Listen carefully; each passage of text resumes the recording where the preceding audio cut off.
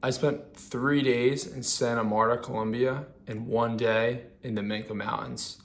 And what an incredible experience this was. It's honestly a life-changing experience. Just the whole thing in a nutshell was crazy because I booked the flight 4 days before I actually was going, but I'm extremely thankful that I got the opportunity to go. Here's my experience from the perspective of someone who's never been to Europe, never been to South America. The only time I've been outside the US was to go to the Caribbean. That is completely different because if you go to the Caribbean, they cater to Americans. It's a huge tourist spot. Whereas when I was in Colombia, I didn't see many other white people, and surely no one spoke English, so it was completely different. The flight into Santa Marta was pretty insane. I see this beautiful landscape of mountains that I guess Colombia is known for. A beautiful coast, a beautiful ocean, and the airport in Santa Marta is literally right next to the ocean, which was really cool. So it's very scenic. It's just a beautiful landscape. When I landed and I was getting a ride to the Airbnb, I could see a beautiful landscape, but I also saw so many handmade homes, so many people on the side of the street, people swimming with their clothes on. I mean, it was a lot. There was people just laying on the side of the road. Surely nothing I've seen like that in the US. So immediately it was a culture shock.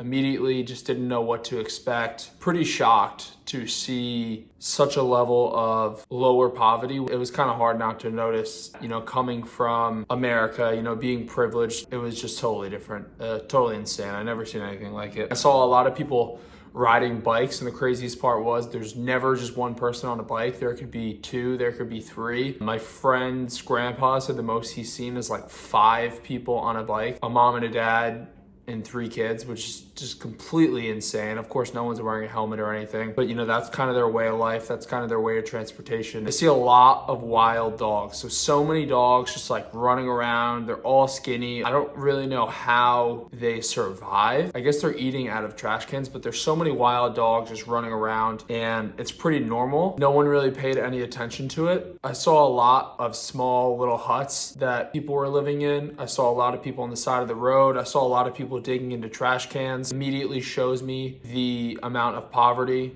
in the area. To see it be pretty much a whole city of Colombia was astounding. I mean, it was just such a culture shock, and it was unlike anything I've ever seen before. And I think you hear about things like this and maybe you see it on TV, see it on the news, but to actually experience it in person is a whole nother beast. It's just very, very humbling. I finally get to the Airbnb. The view from this place was absolutely unbelievable. It's got to be the nicest view I've ever had staying anywhere in my life, to be honest. You could just see the coast. We were on the 19th floor of this hotel, overlooking the entire ocean, the beach, pretty much the whole downtown area of the city. It was just like literally truly incredible, absolutely beautiful. This was during Holy Week, which is a big time for vacation in Colombia because they actually have Holy Thursday and Good Friday off. So many people from inner Colombia pack it up and then go to the coast so that they could spend the weekend at the beach. So it was absolutely packed. I mean, we saw people swimming at all times of the day. And I'm talking about like from when I woke up at 6 a.m. to like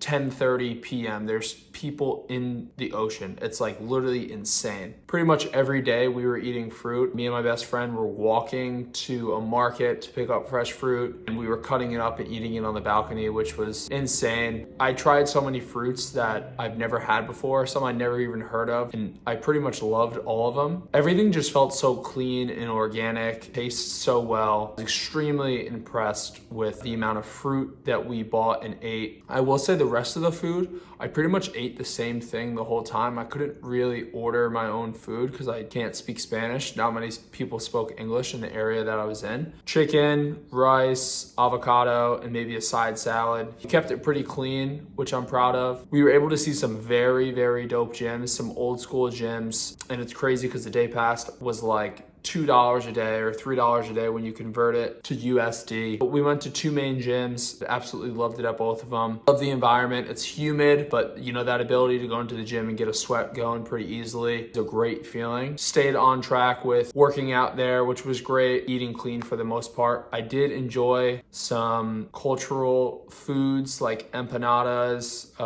some other rolls, some ham and Swiss stuff. They have this little cheese bread thing that I had that was pretty good. A lot of chicken kebabs. It was all really good. Also, the other great thing about staying in a place like this was we walked everywhere. So I tracked my steps on my Garmin watch and we averaged 13K steps a day, which is pretty good. So, definitely walking a ton. I didn't really see many other white people, which is an interesting thing to say because I'm a white male in the United States and I've never been the minority, I guess, in my life. So to go to another country and be the only white person was just such a different experience. You really see life through a different lens. So I didn't see many other white people and I don't speak Spanish. I wish I knew Spanish. It definitely would have helped me at least order my own food, but to be able to mingle with the people that live there, just to be able to converse with them would have been really cool. So I definitely wish I knew Spanish. It's interesting because I think the US is one of the only places where people primarily speak one language. If you go to Europe, other parts of South America, a majority of them speak English, just not in the part of Colombia that I was in. Again,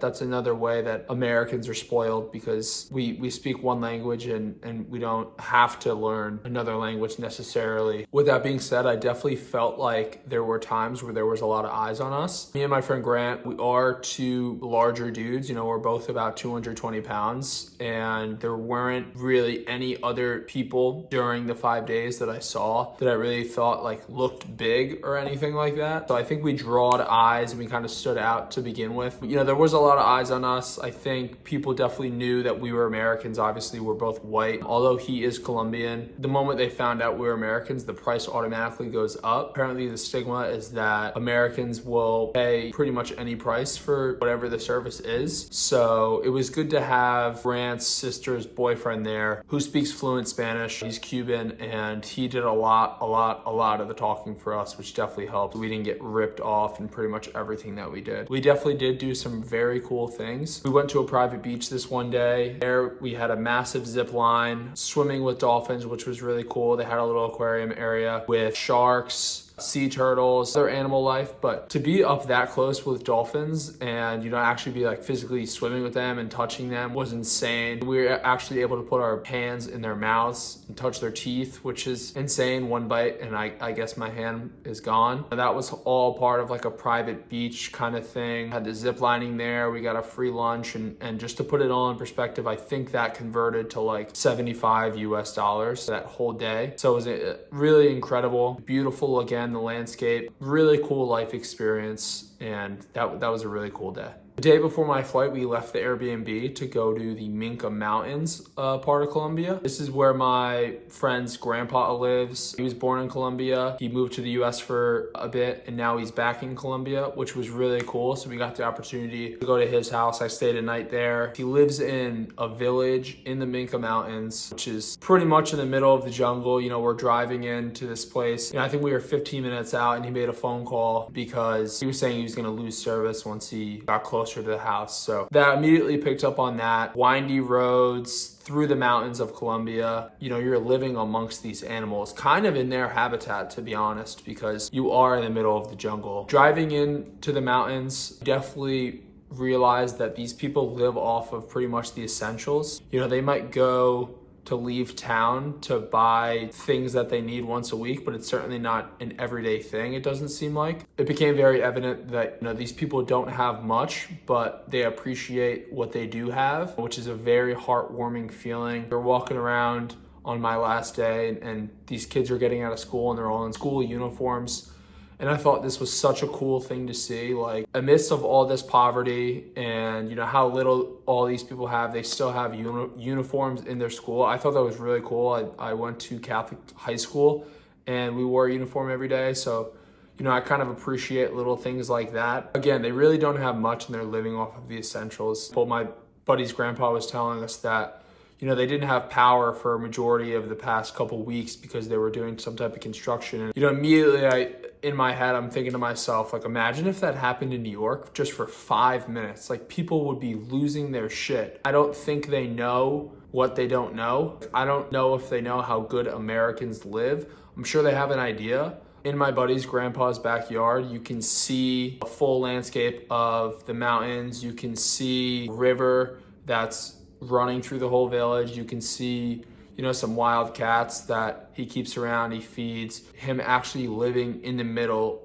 of all of that. It was just so peaceful, it really was. There's people swimming in the rivers, there's a big waterfall, there's people swimming in the waterfall. There's a lot of joy within the village, even though they don't have much, but they do appreciate what they do have. Again, these people don't take it for granted. They're still happy with their lives, and that's what they say, money can't buy happiness. Like, they truly do seem very happy. To see how happy someone could be with so little is incredible. This was the first time I really experienced people living in the human condition and seeing that people are a product of their environment is really humbling. Definitely appreciate what you have. While there are a lot of people who have it better than you, maybe millionaires or billionaires, there's a lot of people that have it worse, like people in the country of Colombia. And then there's also people that have it worse than them, like people from Africa, or my buddy's grandpa telling me people are migrating from Venezuela to go into Colombia for a better life for themselves. My overall takeaway is that we have no idea what we have in America. We always complain about wanting perfect conditions and wanting more of what we have, and these people live happily with a